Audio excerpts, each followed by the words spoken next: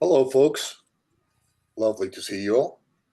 Um, what we usually do is I read to you the last 7 daily inspirational messages, and then you go ahead and choose Hmm. one, and then we go from there. All And right. we'll try to do the class in under an hour. And so here are the last 7 titles. Pardon me. You can create as your creator created. Only our interpretations can upset us. October 23, aligning peace with the idea of being on time. October 24th, saying no in a loving manner. October 25th, negative emotions do not make us less spiritual. October 26th, using the ego's thoughts to free us from the ego. And then October 27th, experiencing more happiness in your everyday life. Any of those do it for you guys? There's two of them that you said that I would love to hear elaboration on. All right.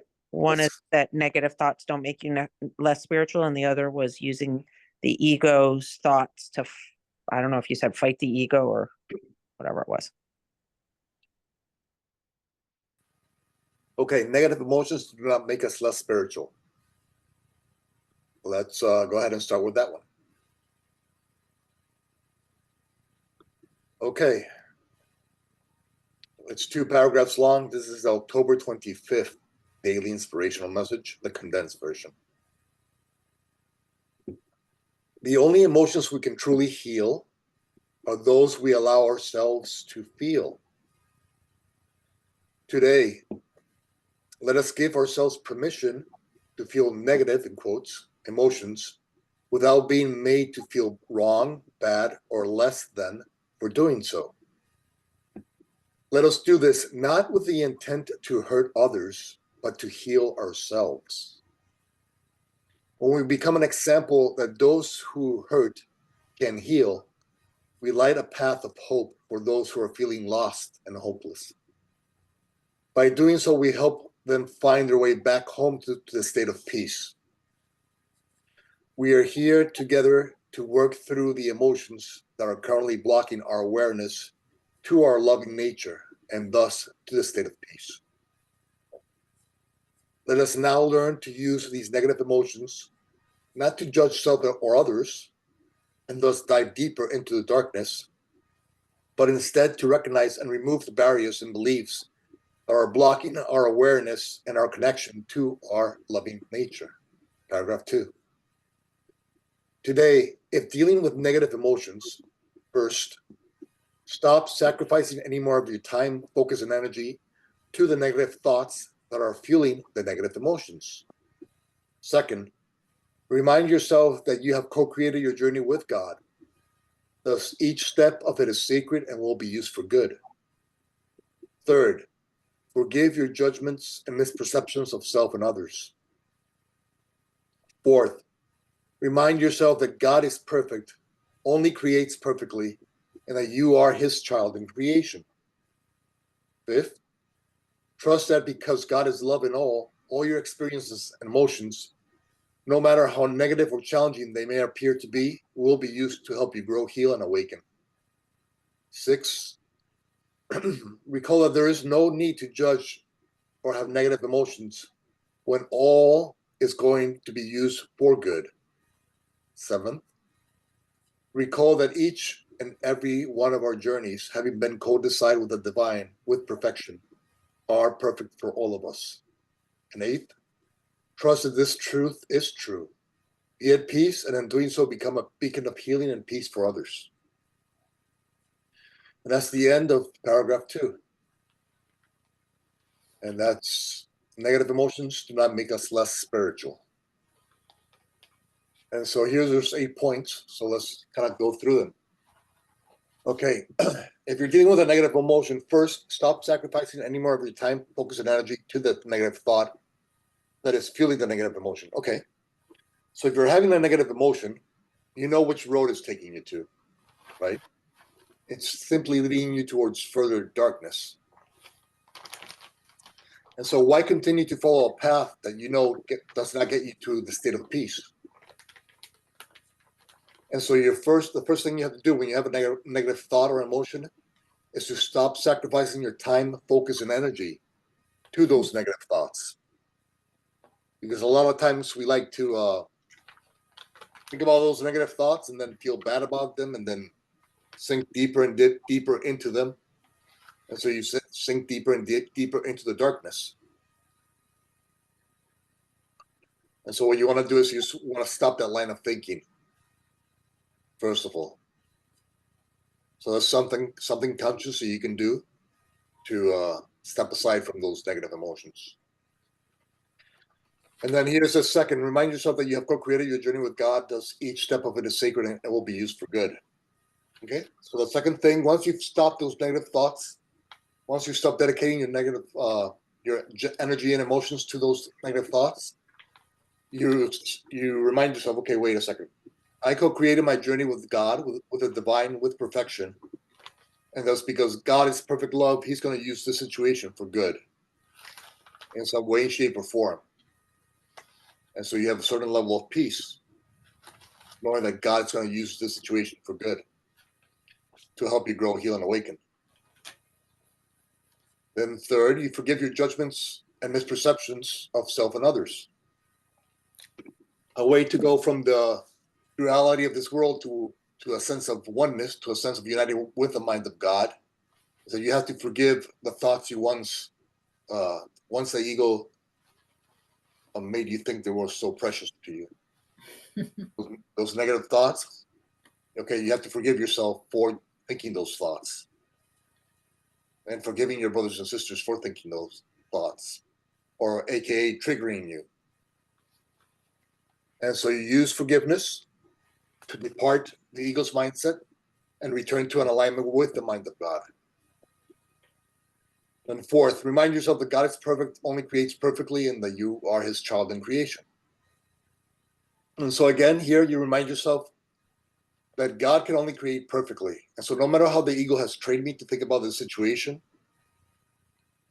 and how much the ego has trained me to judge the situation, judge myself for being in the situation, that because God is perfection, each situation in reality, when I see it for what it is, it's going to help me grow, heal, and awaken, and thus it's going to be used for my good.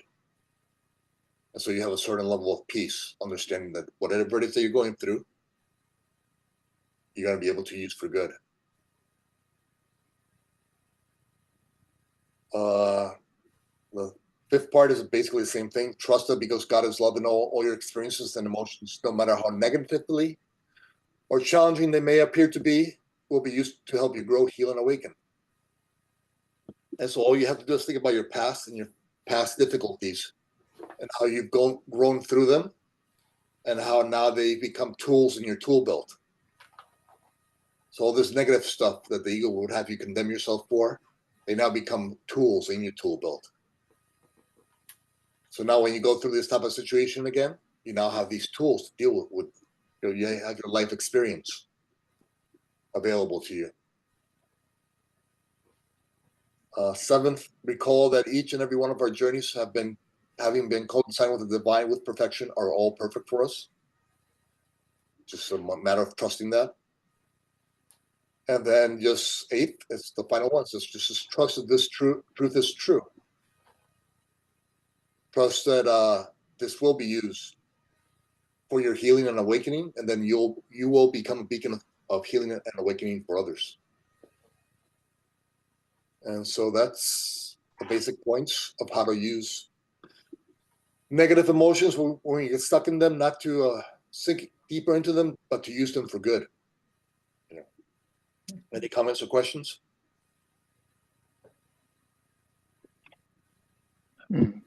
Anybody dealing with negative emotions this week? Me, that's why I asked you.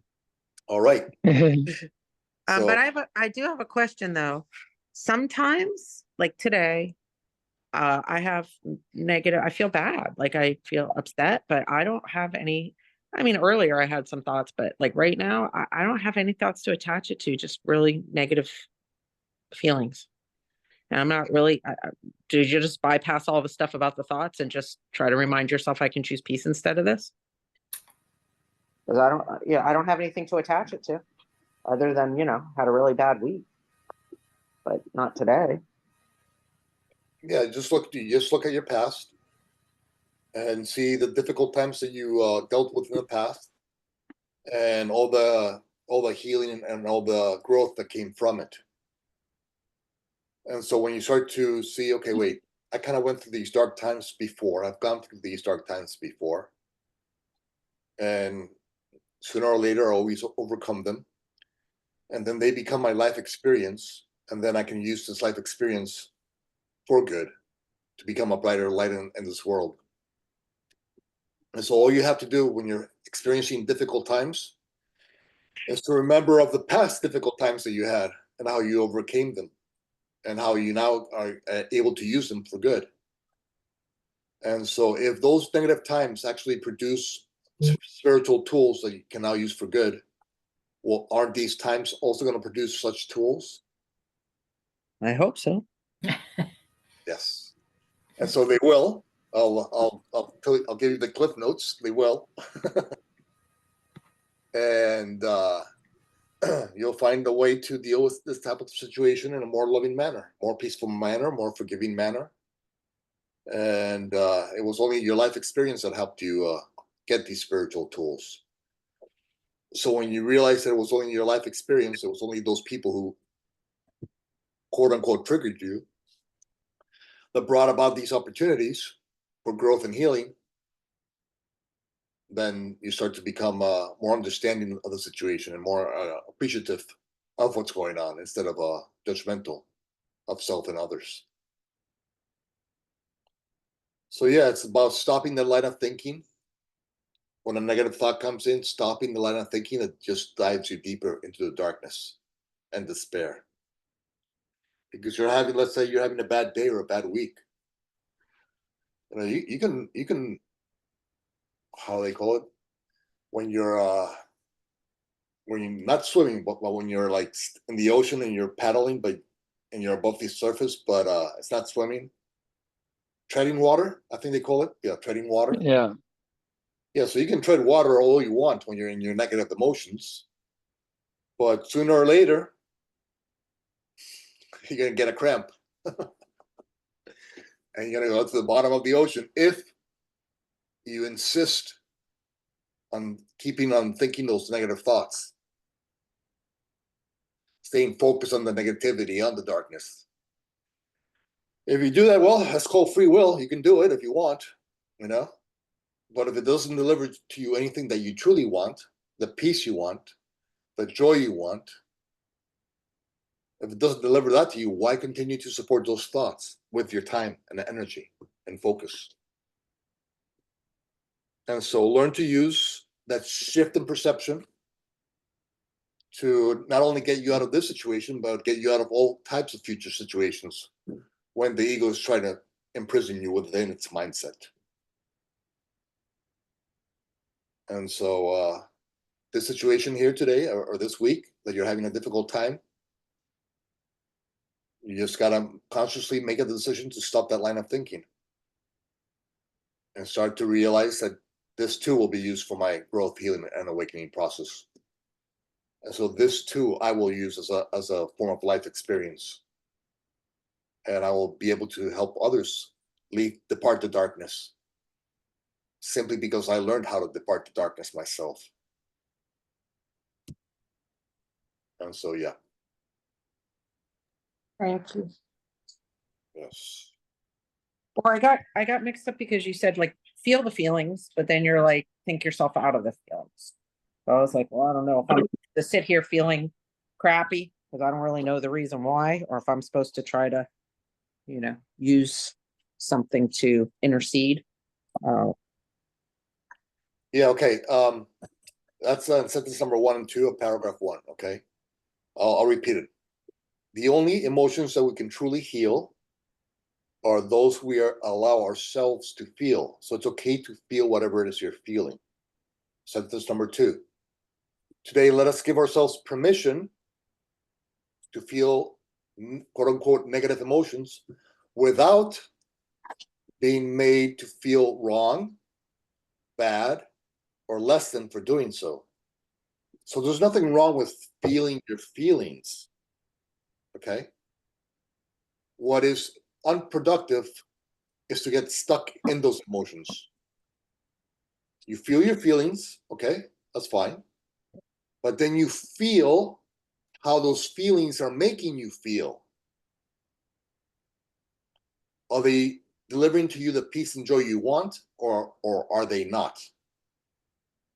And if they are not, then why continue to support those thoughts and emotions with your time and energy? Just forgive yourself for thinking those thoughts. Forgive anybody else who triggered those thoughts. Send them love. Send yourself love. And move towards peace. And so what I'm saying is there's nothing wrong with feeling your feelings. But there comes a time and place where you have to decide, okay, are these feelings delivering to me the peace and joy that I want and deserve as God's child in creation? If the answer is no, then start shifting your mindset and start shifting towards the roads that will lead you to peace.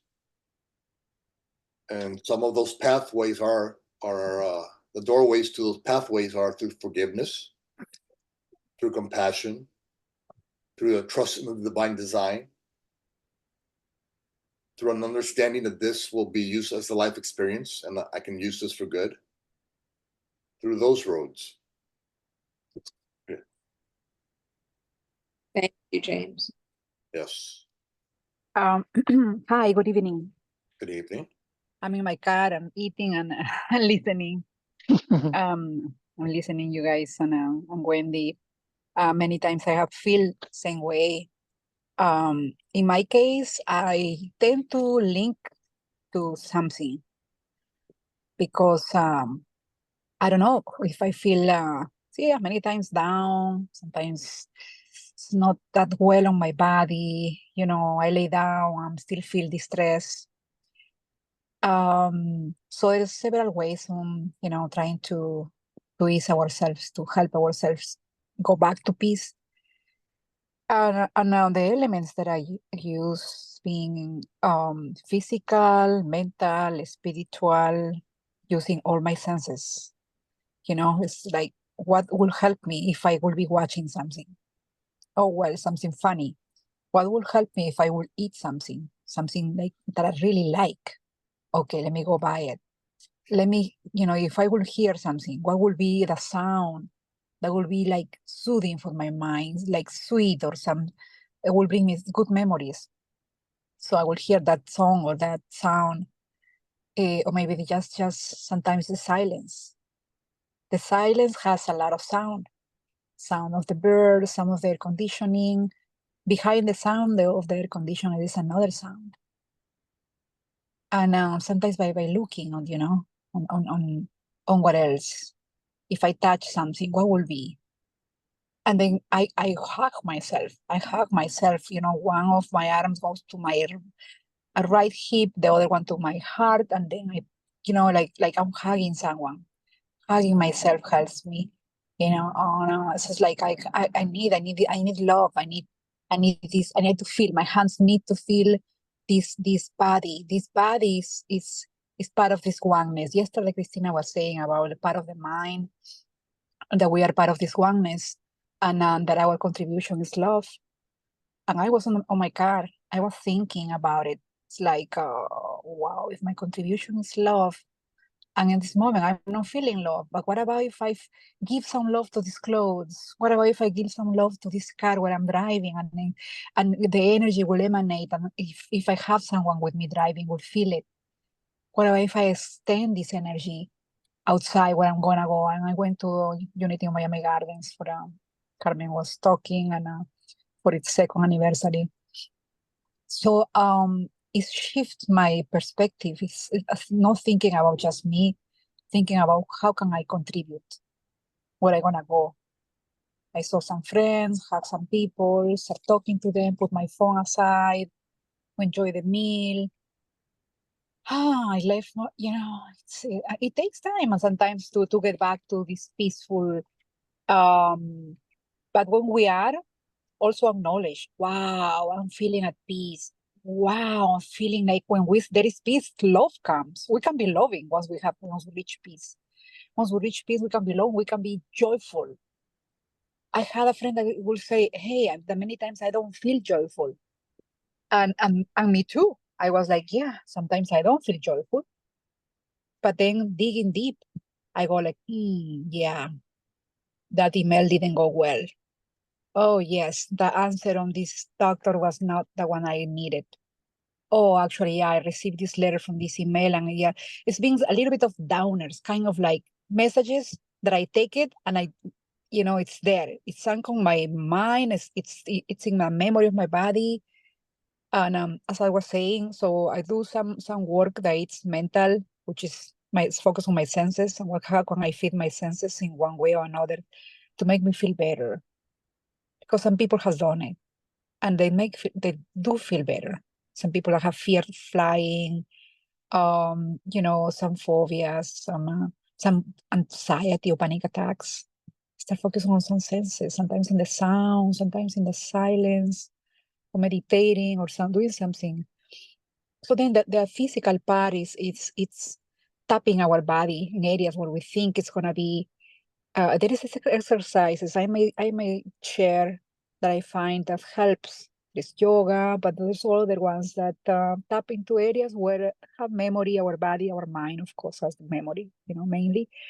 But our body stores also energy from moments that were not, of course, the best, and we have that. And once we exercise, we remove it, we massage it, we do something about it. It does feel better because we're moving energy. And that's a big list on what to do besides exercising, meditating, moving our bodies, and going to the gym or running or walking barefoot on the ground, feeling ourselves in the present moment, coming back to this present moment, how grateful it is to be here.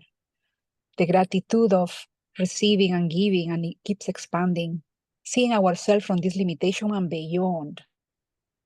Because we can grow, we are growing, give ourselves credit. What's going on here? This is a miracle. This is an encounter that it's blessing us and we are blessing somebody else. So the moment that I feel like I'm working on my steps, and I was feeling today, like after I read the letter, as I sent an amend, and then the lady said, yeah, I will take it out of my chest, but once I do that, then I may forgive. And I'm feeling fearful on what she's gonna say, which is my tenant that I evicted her 15 months ago. So I released the fear that she's gonna reply to me. I have to release that. I started writing a prayer and how I have contributed to that, and how she contributed to that, and release it. Pray and release it. And please, God, show me the way. How can I act after and once fear is also working on letting go?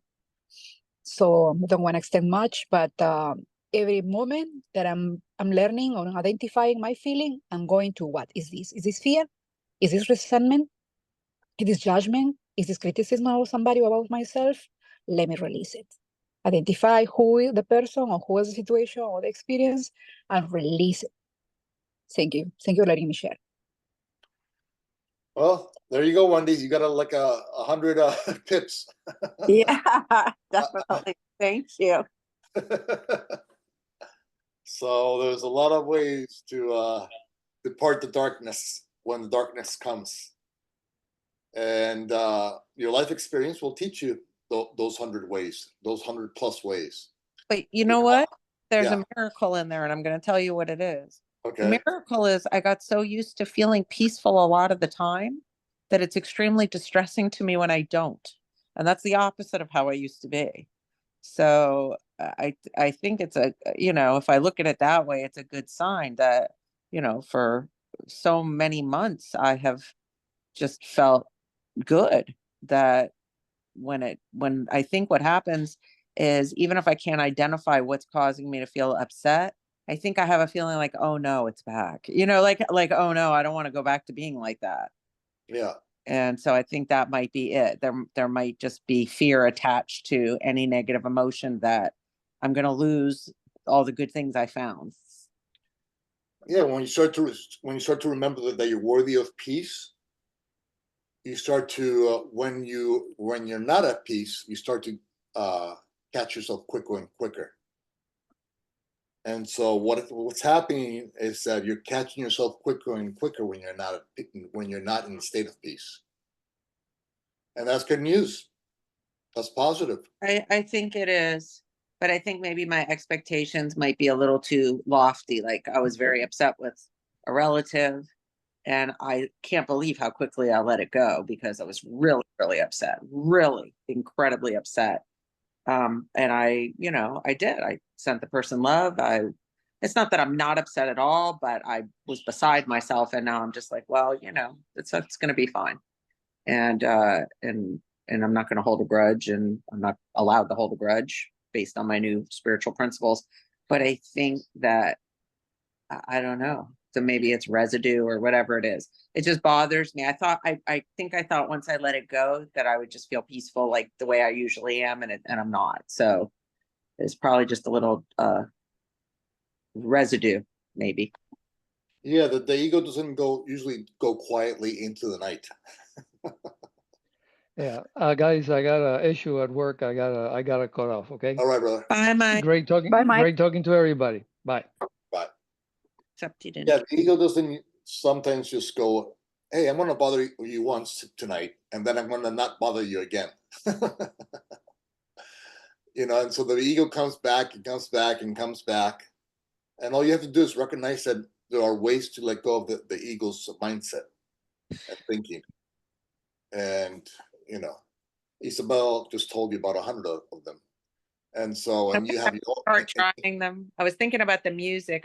It's funny when sometimes when you're stuck, you don't actually like your brain. My brain does. It just kind of gets paralyzed like that. You know what I mean? Like it's like all these things that would make sense. It doesn't occur to me to do. And then later I'm like, yeah, why didn't I do that? That makes sense. I should do that. So thank you, Isabel. Those were good ideas. Watch something funny, listen to some music, Oh, you're something. welcome. The good Yeah. thing is it's like we're growing in this. I can see that you being aware of your awareness, just a high level, So, and it's nice to see. Okay, I love it myself when I'm peaceful, as you were saying, and I don't like myself when I'm not. But ego looks for ways to survive, so it tricks us, because it wants to use the body to communicate, and sometimes, it has its parts because we have memory. We've been so much into this unconscious, living in the unconscious, and the unconscious has a lot of dark spots and memories of situations that were not pleasant. So this being aware of this awareness of how you're feeling and then addressing it's such a beautiful growth. It's really inspiring to do the same, because we like to be in the joy.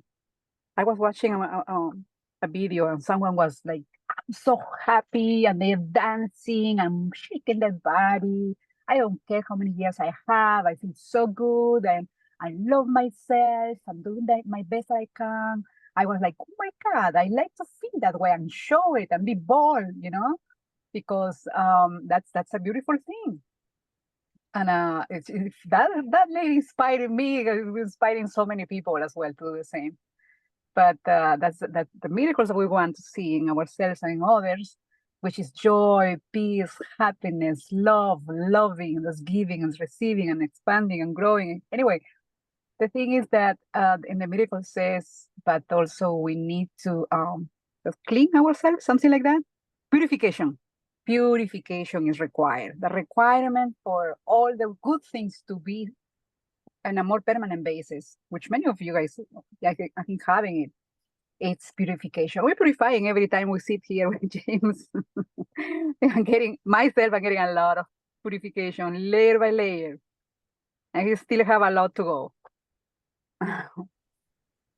Yeah, so one of the things you can do, Wendy, since you're a writer, you can always just put it on a piece of paper, okay? What are the top 25 things I can do when the ego is trying to take control of my mind and thinking? And then start putting things that bring light into your life.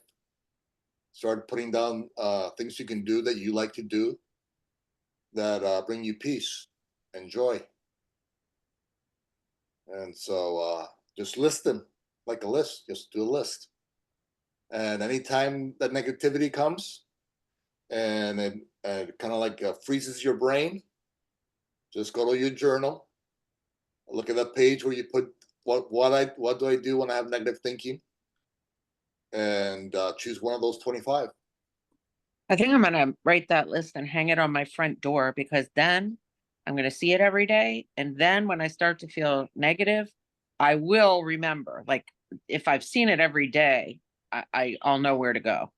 Yeah. But if I put it in a journal, I'll probably forget to open that journal. But I'm gonna try to hang it somewhere, maybe in my bathroom mirror or something like that, for a while, until I internalize remembering to check it. Yeah, that's great. That's a good idea. Thank you. Yeah, that's a very good idea. Yes. Would you be able to continue by talking about how we can fight negativity, fight with using those thoughts to not the word fight, Mike hates that. You don't fight the ego. To using the ego's thoughts, you said, to deal with the ego. It was one of the 7 that you read. Oh, you mean another daily inspiration? Yeah, there was one about the ego's own thoughts against it to Alrighty. out. Let me Unless see. somebody else wants something, I don't want to monopolize. That's all right. Let's see. Aligning with the state of peace, saying no in a loving manner. Negative emotions do not make us less spiritual. Using the ego's thoughts to free us from the ego. That was the one. Okay. This is the October 26th daily inspiration. Using the ego's thoughts to free us from the ego. Okay, 2 paragraphs. Paragraph 1. Today, let us practice becoming more aware of when the ego is thinking for us. Something we were talking about just now. When the ego is thinking for us, we are basically in an unconscious state, blindly following the ego's programming.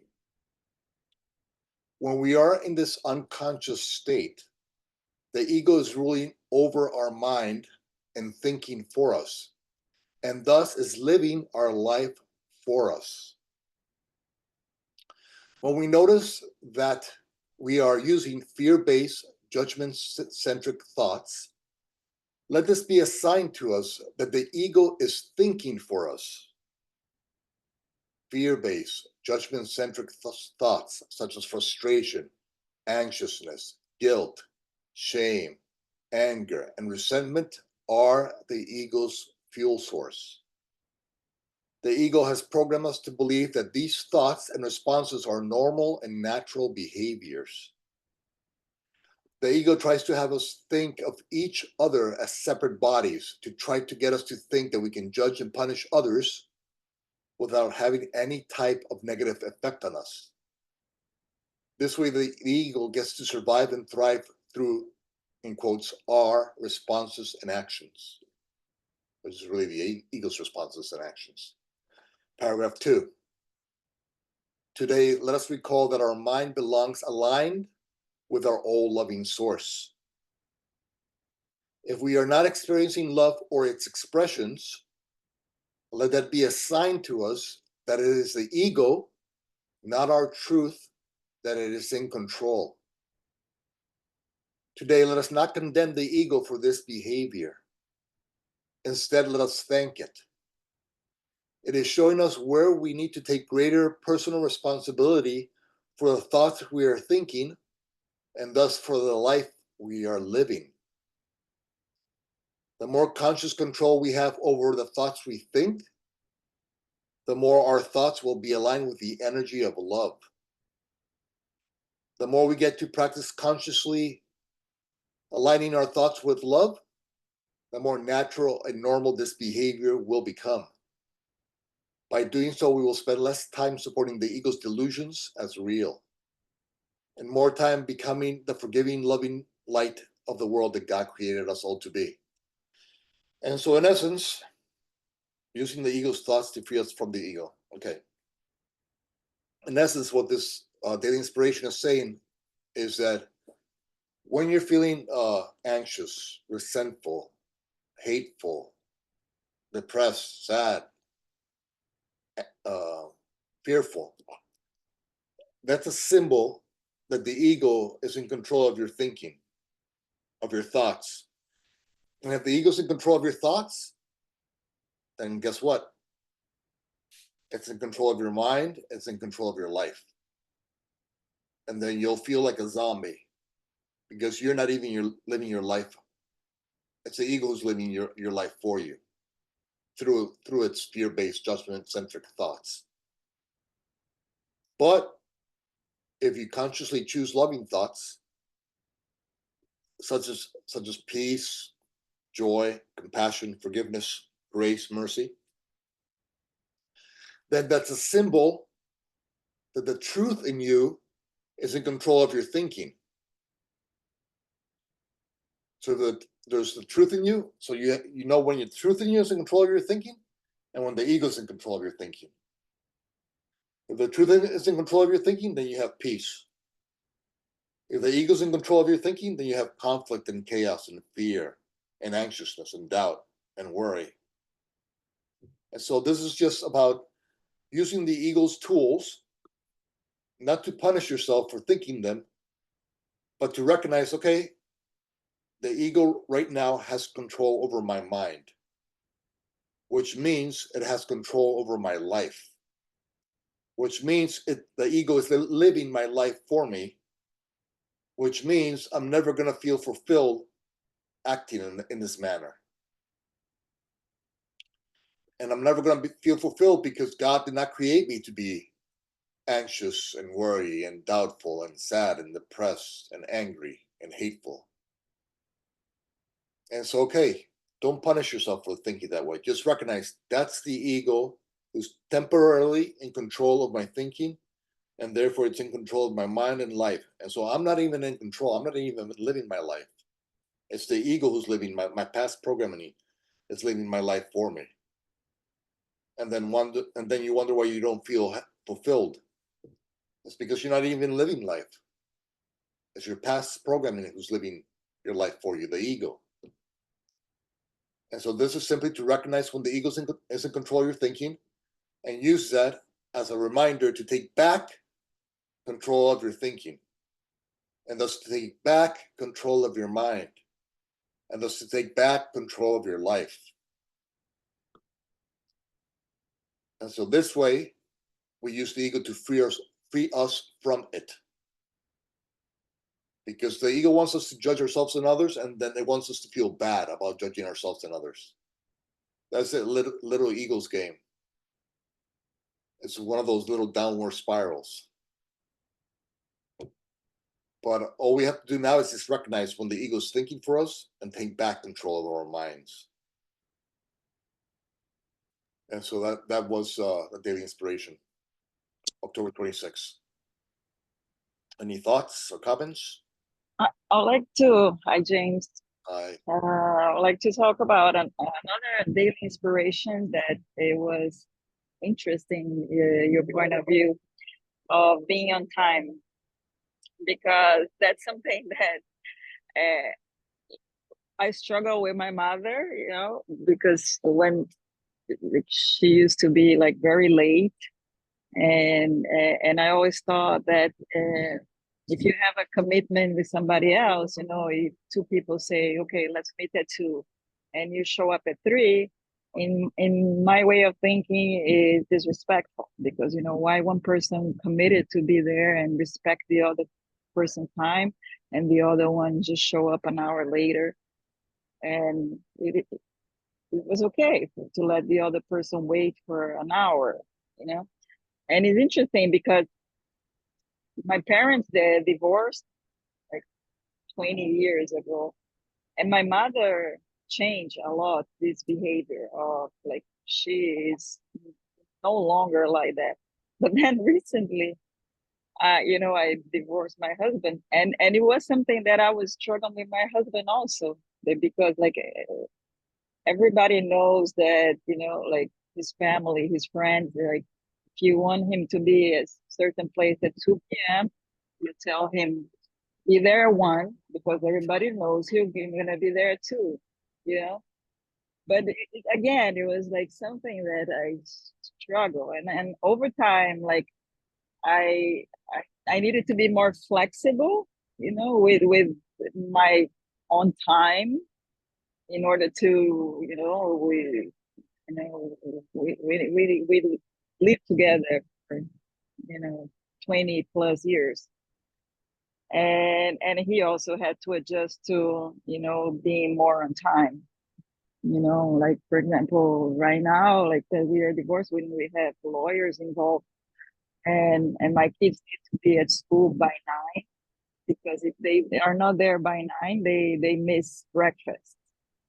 And then he's, we have a schedule, some days I have the kids, some others he has the kids, and now lately he started like dropping the kids at 10:30 at school. I mean, like they will miss breakfast. They totally, messes their schedule, because they arrive like when everybody's napping, so I mean, and so again, so then we need to talk with the lawyers again. So it was interesting to hear from you that don't worry so much if you're not on time, because you're on whatever the time that you are supposed to be there, you're gonna be there. And so a little bit like your thoughts about that. Yes, the idea of the ego's timing and divine timing. Okay, so in the world, you obviously you always want to do the best you can to be on time. You want to try to be respectful. Okay, so we always do the best we can, but in the end, we're always going to get there at the exact time that God needs us there. Mm-hmm. And so let's say somebody is late, quote unquote late.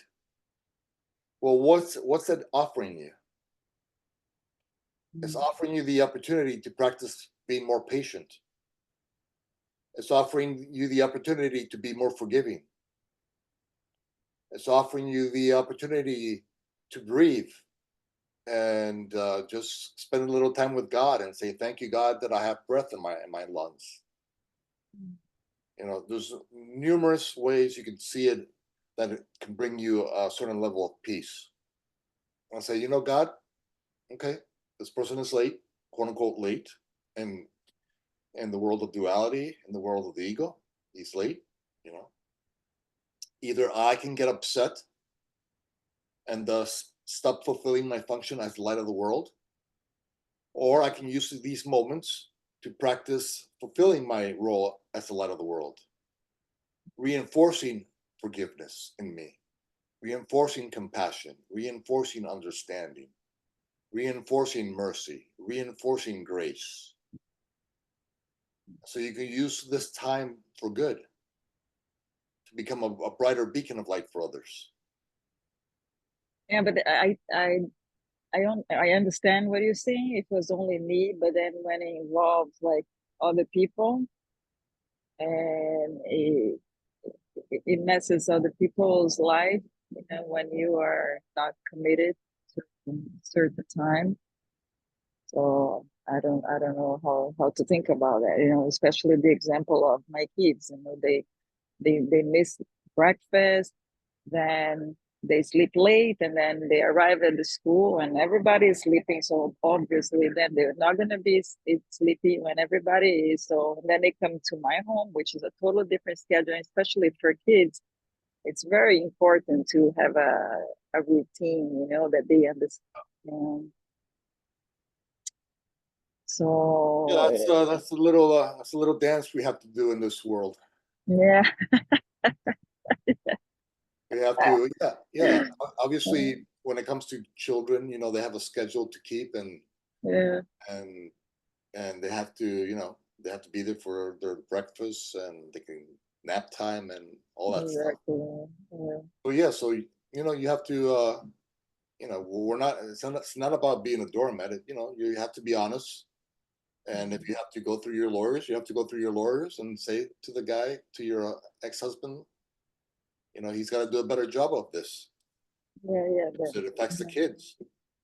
But you can do it with anger, or you can do it with God by your side and knowing that no matter what, Yeah.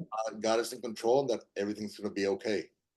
Yeah, no, everything is okay. I have lawyers by my side, and obviously I have. No, I understand what you mean. Yeah, it's not about being a doormat or anything. It's just, you know, if you have the lawyers and we're paying the lawyers, pay the lawyers. It's their job to remind your ex-husband. Yeah. But you No, do, but you no, do. but it's interesting because I understand what you said on my side. Okay, that and eventually I did have to be more tolerant. Otherwise, I'll be crazy, you know. And I knew that like he's like, and when he say I'll be ready in 5 minutes, it means like for me 5 minutes is 5 minutes. For him, 5 minutes is 30 minutes. So I had to get used to, this sense of time that people have that are different, and eventually I start getting a little more tolerant towards that. And he also got better with the time a little bit. But what I mean, what is the lesson on the other side also? That when it's convenient for you, like you don't miss a flight because, it's important for you. But if you can sleep a little later and bring the kids to school a little later, let's do that. I mean, so, okay, so you have double standard. Yeah, yeah. You know? Yeah, being a Latin American male, I have some understanding of what you're speaking about. I might have dated some women in the past, Latin American women, who were unsure of their timing. Oh yeah. Oh no. So I have some understanding of that. Yeah, I'm like you. I love to be like on time, early or on time. But the idea is to go through this process with a sense of peace. With peace as our foundation and not anger. We can deal with this situation with peace and try to shift it, or we can shift it with anger. So there's two ways we can react to trying to change the situation. You can be at peace and say to yourself, okay, how can I help my husband be a little more, on time, let's say. Right. And well, maybe I can talk to my lawyers and have my lawyers talk to him and remind him again that he needs to do this because of X or Y reason. And so you you do this with peace. You make a decision with peace. Yeah. And you have your That's lawyers do true. whatever. Or No. you can also, the ego would love you to do it with anger and frustration, and shout at him, and that's never gonna really deliver. Usually, never delivers to you the result you want. Yeah. So yeah, there's a situation we have to deal with.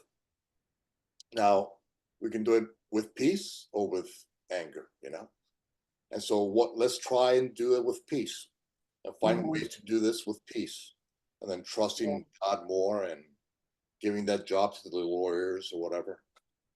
And No. Things they get better. They get better. There was a woman once that a long time I don't see her on this Zoom calls.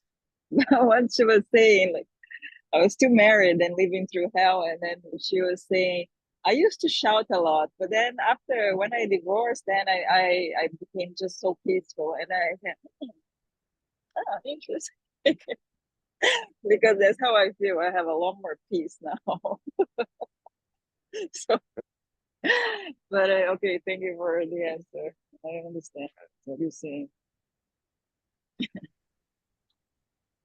any Right there was giving us a clear picture of the communication as one of the things that as you were mentioning, Renata, this lady after divorce, she started talking. She started talking the real talk, actually. It's not just the communication, but I had people sometimes they say to me, hey, I cannot communicate with my husband, or or he doesn't listen to me. But sometimes you go like, but how do you communicate? Why he's not receptive?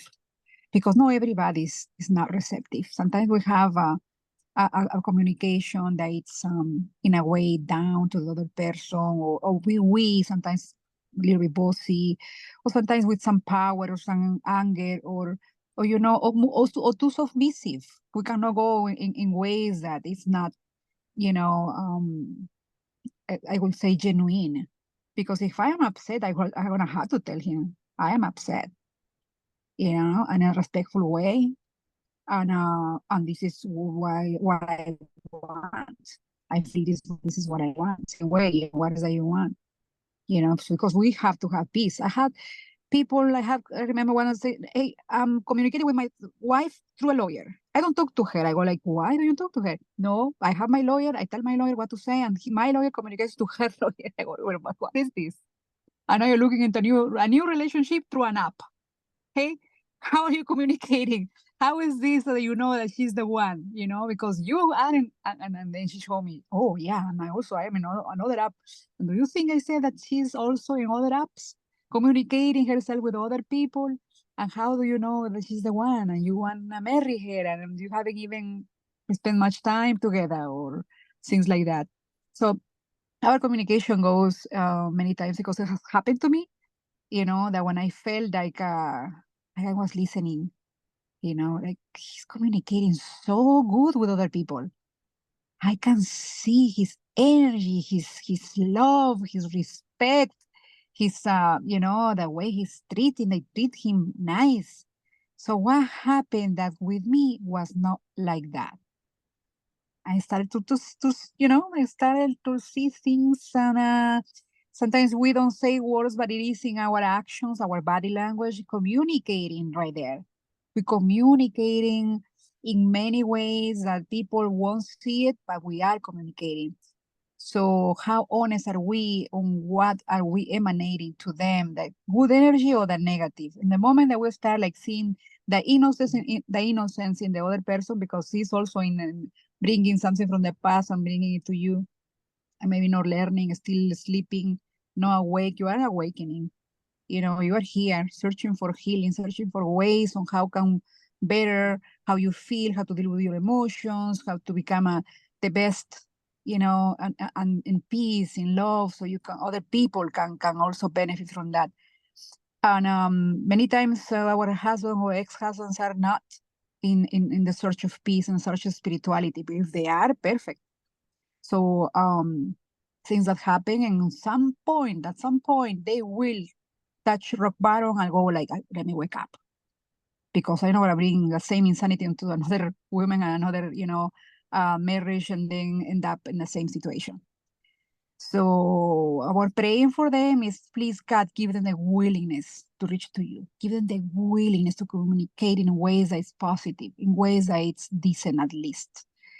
So our prayers in our knees, praying for ourselves, praying for giving ourselves a lot, because we have contributed, we have done a lot to that communication that is not going the way they do with their friends, with how the way they communicate at work, you know.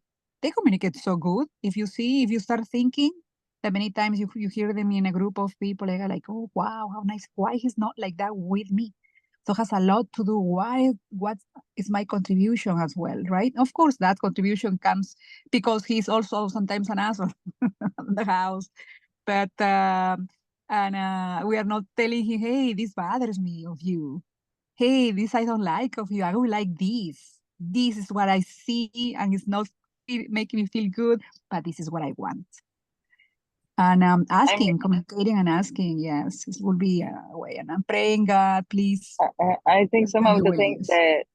things that you said, because I decided to divorce, but we still had a month living at the same place before I move out and he move out. But I was using a lot what I learned here, which is I pray, I light up candles.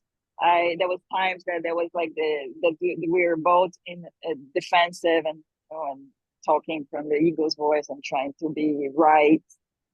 And then at some point, I think I even told to James, at some point I said, God, and I said out loud, I said, God, I invite you, come, please come between us here, please.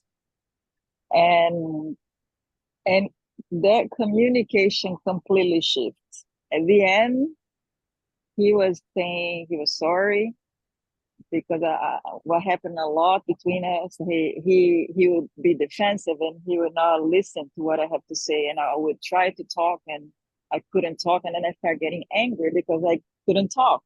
I would allow him to say, finish your point, and then when I start talking, he would interrupt me immediately, and I would start getting angry with that.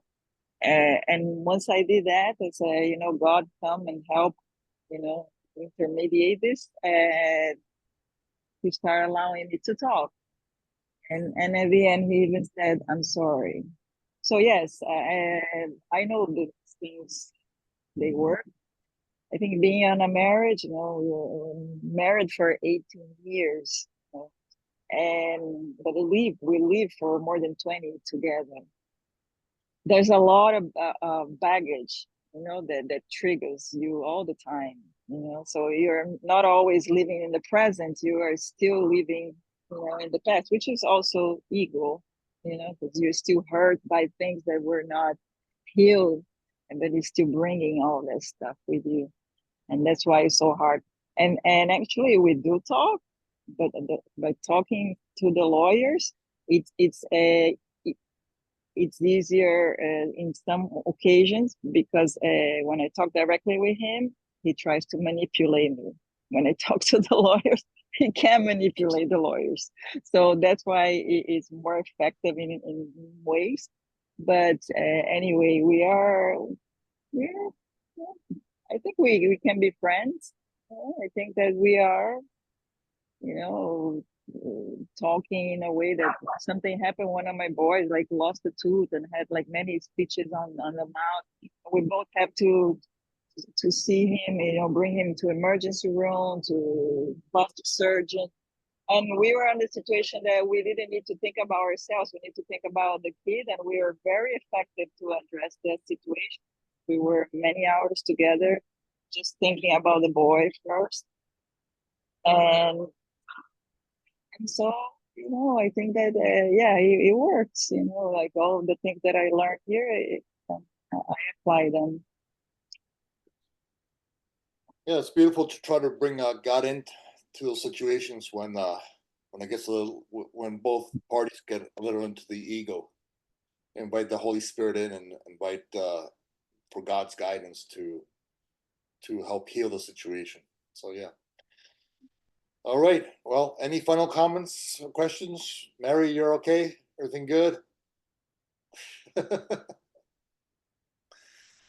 All right. Yeah, I wanted to say something else just quick. Because I also have an ex-husband, and at some point it was a little difficult in the divorce. But then we have 2 daughters, and we know that this relationship is forever. While we still, he still exists and the kids exist, this relationship is forever. So I always wanted that we don't affect them, the kids, we don't affect the girls. They are already 17 and 22, already big people, but still any situation that we talk and it's uncomfortable, we go to the patio and talk just that, both of us. And then I have never stopped on encouraging my daughters to love his father, to buy something for him, to write something nice in every event, in Christmas, in Thanksgiving, in his birthday, in Father's Day, always do something. Since babies, do a hand on a card, and don't write something, color something. Let's buy something for him. And he came and then go say hi to your father, talk to him, sit with him and talk, because that it's something that he will not see me saying it, but they sense. These kids become good kids because, we encourage them to do good things. And at some point, maybe he will did or he did not, but the girls also will come to me and say, Mom, how are you? Mom, sometimes they don't wanna, of course, sometimes they don't wanna talk, but I try to find a way. But the thing is with these husbands, you know, the praying that we do is not just for us, it's for them, it's for the humanity, it's for these kids. And because at the end, you know, we all benefit from a prayer. We all benefit from a better communication, from this spirit that we have, that we can extend love from this point where we are, imagining that he's benefiting, that his mind changes, that his anger, you know, that he can forgive you, that imagining what he will say, and you imagine also saying, yes, I forgive you. Thank you. Yes, I know you're innocent. Me too, I am innocent. And we're both playing just like kids. Well, thank you for letting me talk. All right. A lot of relationship advice. Oh, well. This week. Here we All are right. learning from you all the All time. right. Thank you, everybody. Thank you. God willing, we'll see each other soon. Thank Good you. night. Thank Have a you good very evening. much. Good night. Thank you.